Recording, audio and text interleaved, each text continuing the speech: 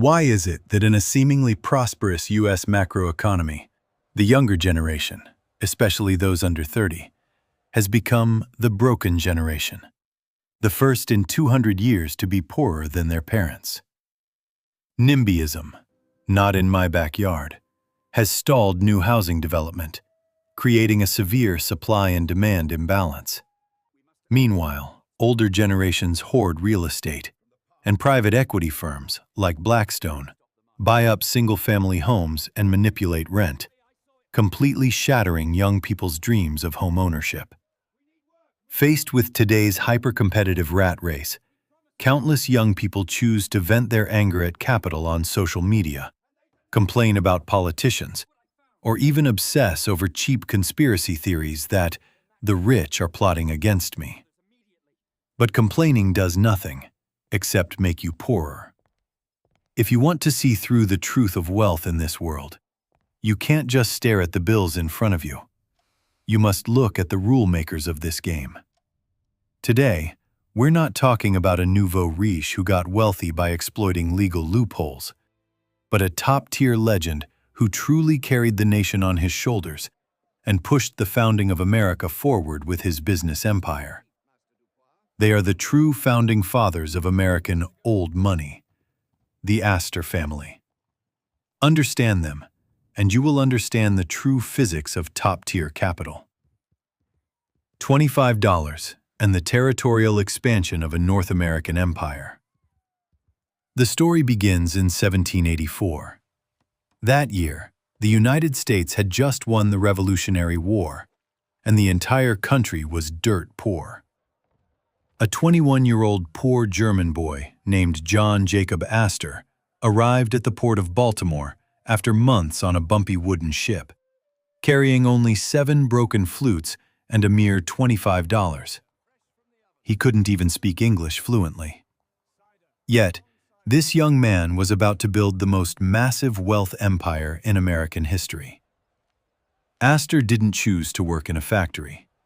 With sharp intuition, he set his sights on the most lucrative, yet most dangerous, industry on the North American continent at the time: the fur trade. The North American interior was an undeveloped, wild frontier.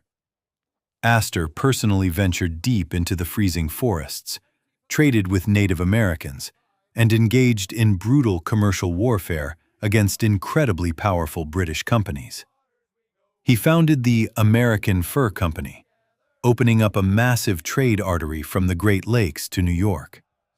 He even sold North American otter pelts directly to Guangzhou in the Qing Empire, bringing back highly profitable tea and silk. But if he were merely a middleman, he wouldn't deserve to go down in history. Astor's vision transcended commerce. He saw geopolitics. In 1811, the United States was still a young country huddled on the East Coast. But Astor funded a massive expedition team that crossed the Rocky Mountains, a journey few survived, making it all the way to the Pacific West Coast.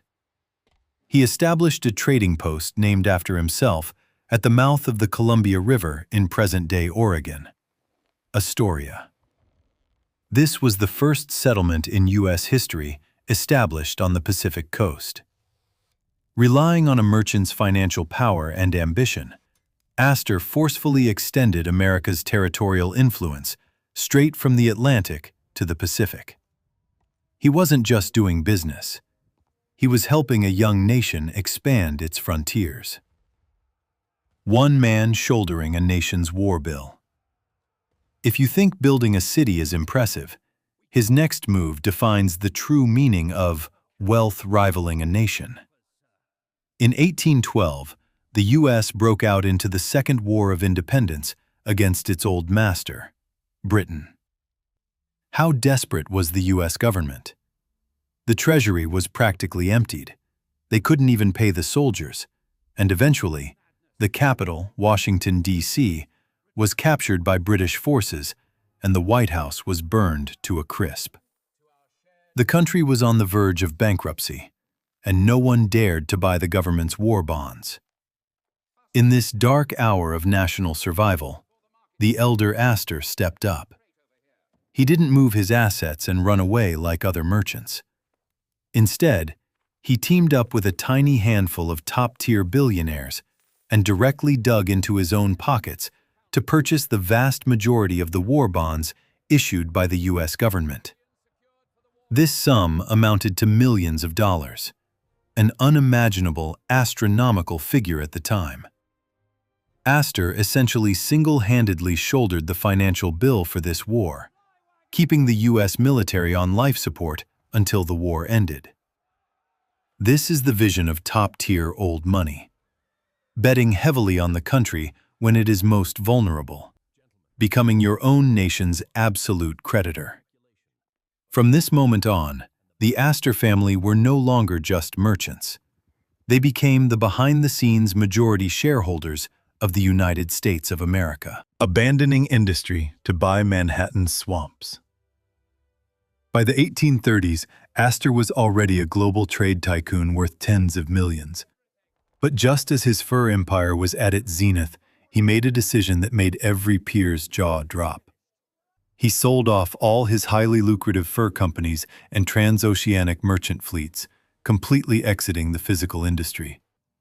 He took the massive ocean of cash he pulled out and threw it entirely into the mid-north of Manhattan Island, which, at the time, was nothing but wasteland, swamps, and farms. His peers laughed at him for going senile, leaving a gold mine to go buy a bunch of muddy, weed-filled plots. But the world Astor saw was three-dimensional. He saw two things ordinary people couldn't: the opening of the Erie Canal in 1825.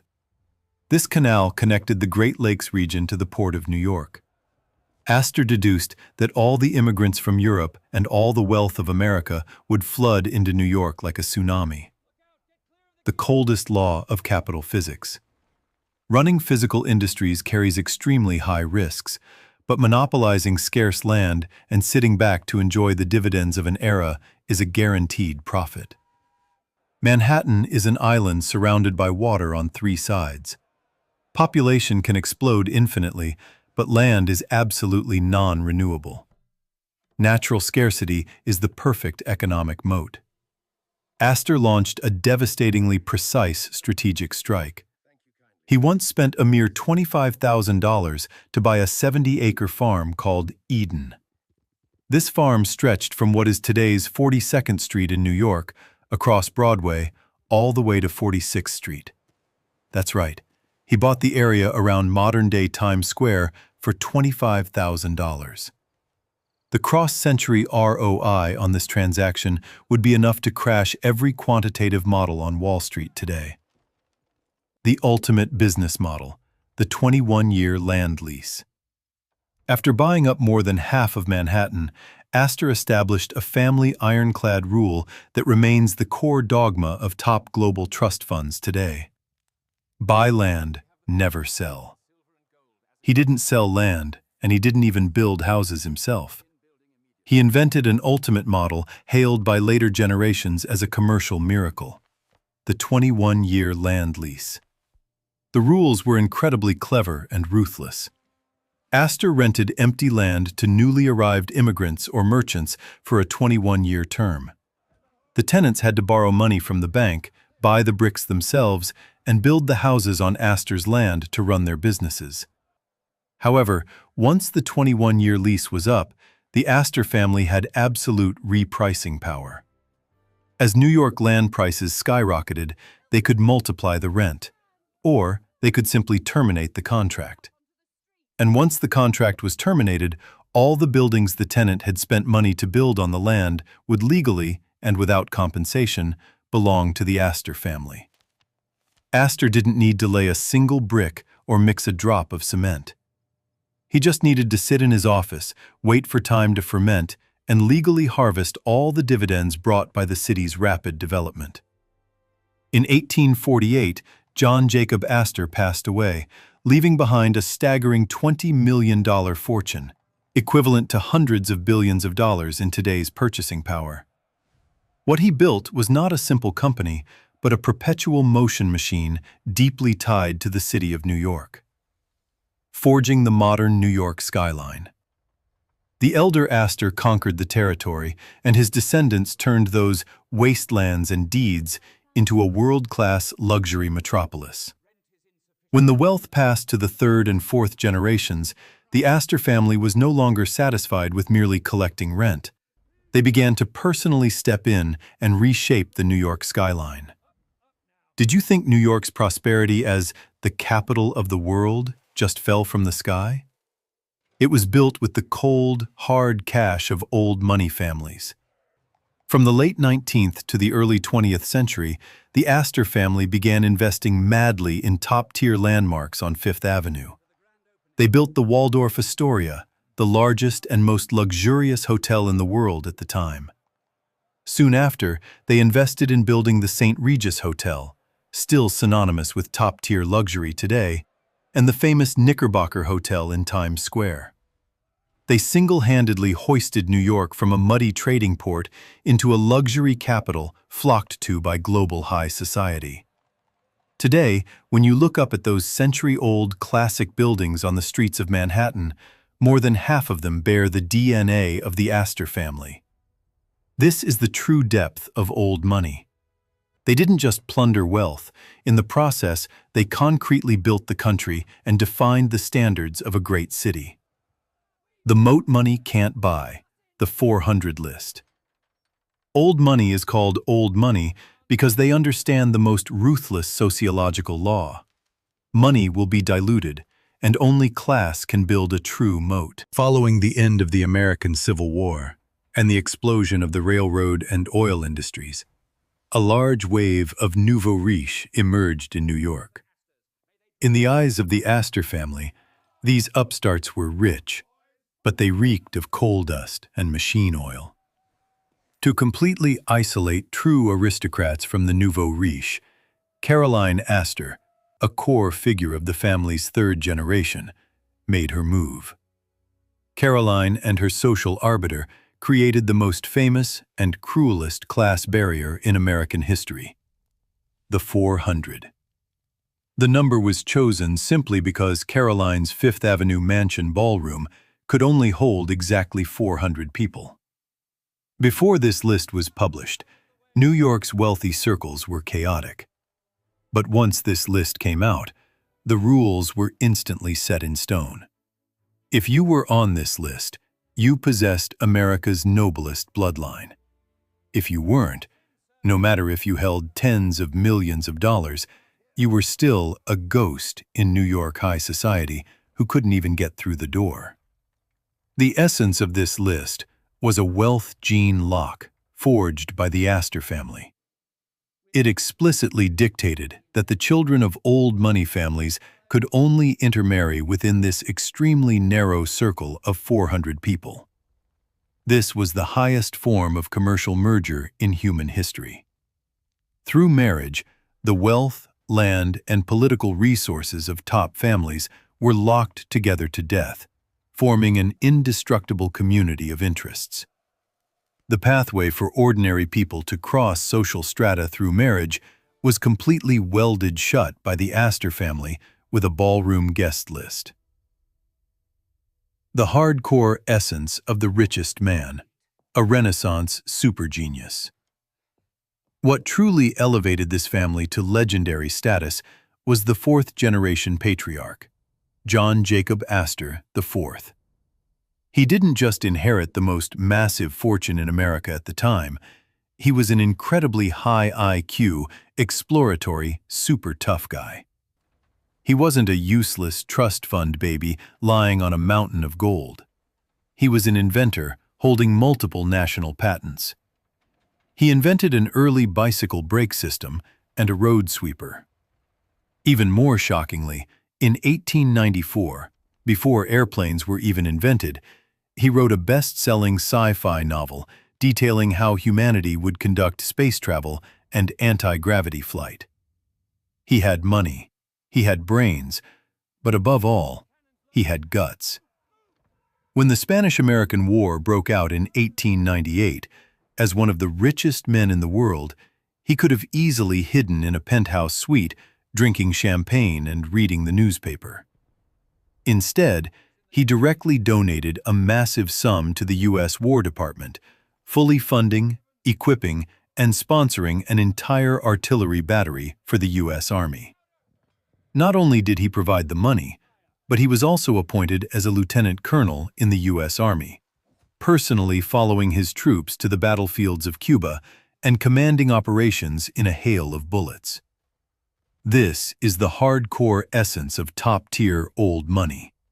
In peacetime, they are relentless commercial wealth-gathering machines.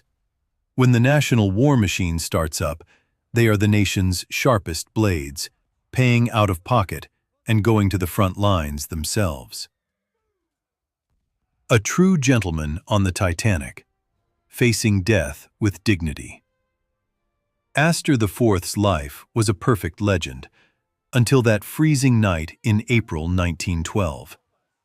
At the time, he boarded the most luxurious ocean liner in human history with his pregnant wife, the Titanic. He was the richest man on the entire ship. His net worth at the time was a staggering $87 million, equivalent to over $2 billion in today's purchasing power. The pocket change he carried was enough to buy the Titanic 10 times over. When the Titanic struck the iceberg and seawater flooded in, extreme panic broke out on the deck. At this final moment of life and death, he revealed the true soul of a top-tier aristocrat. He extremely calmly escorted his wife to the lifeboat and helped her safely aboard. He politely asked the second officer if he could accompany his pregnant wife onto the boat. The second officer, strictly enforcing the "women and children first" order, loudly refused him. Faced with this death sentence, the richest man in the world didn't roar, didn't use force, and didn't pull out a checkbook to buy that seat. He simply calmly asked for the lifeboat's number to ensure he could find his wife in the future. Then, he leaned down, kissed his wife's forehead, smiled, and said, "The sea is calm. You'll be all right. We'll meet in New York in the morning." With that, he stepped back into the crowd, leaving the hope of survival to others. According to the final survivors' recollections, this super billionaire who controlled half of New York showed no panic in the final countdown of his life. Wearing clean white gloves, he lit a premium cigar, smoked quietly, and, like a true knight, sank into the freezing depths of the Atlantic Ocean along with that iron behemoth. With his own life, he wrote the most shocking footnote to the old money spirit. Money can buy half of New York, but it cannot buy grace and dignity in the face of death. The ultimate destination of wealth, becoming the cornerstone of civilization. The richest man sank to the bottom of the sea, but the Astor family's legend did not end. Truly top-tier families understand one principle. If wealth is only used for personal extravagance, it will eventually rot. Only by transforming private money into public civilization can a family's mark truly last for eternity. Long before the elder Astor's death, he donated an astounding $400,000 to establish a free public library in New York. Decades later, this library merged with two other major funds to birth today's top-tier sanctuary of human civilization, the New York Public Library. Whether you are a billionaire tycoon or a poor immigrant just off the plane, as long as you push open those doors, you can equally and freely absorb the knowledge of all humanity.